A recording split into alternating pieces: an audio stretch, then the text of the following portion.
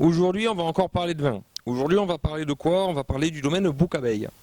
Alors, domaine Boucabeille, c'est un vigneron qui est basé du côté de Corneille-à-la-Rivière, qui a ses vignes aussi du côté de Force-Céréales. Et là, on va tout particulièrement parler de son Rivesaltes. Parce qu'il faut savoir que bon, dans les appellations Rivesaltes, souvent, comme nos amis à côté, on parle du muscat. Mais bon, il n'y a pas que ça. Il y a les Rivesaltes ambrés, il y a les Thuilliers et les Grenats.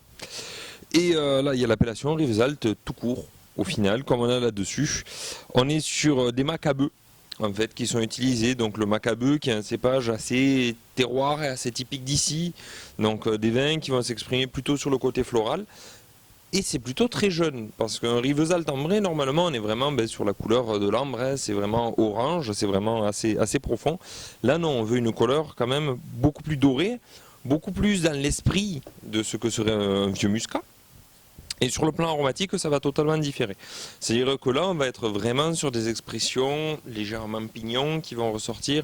Ce côté confit, mûr vers la pâte de coin, c'est vraiment assez typique des vieux macabeux. On va le retrouver aussi notamment sur son rancio.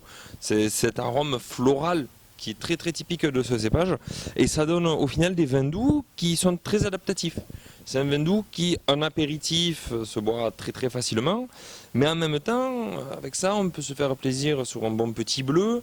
On peut aller sur des desserts. C'est vrai que quand même, ça passera mieux sur le fromage à mon sens.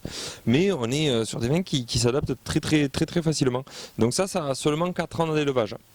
3 ans, je vous dis des bêtises, 2014 au niveau de l'année, mais ça fait que 3 ans en fût, donc là c'est juste la limite pour avoir les appellations ambrées. Lui il a préféré le garder en appellation Rivesaltes. En bio, c'est assez rare pour le souligner, parce que les vins doux souvent ils ne sont pas en bio. Il y en a beaucoup qui font toute leur gamme vin sec en bio et qui passent à l'as au niveau du vin doux. Là non.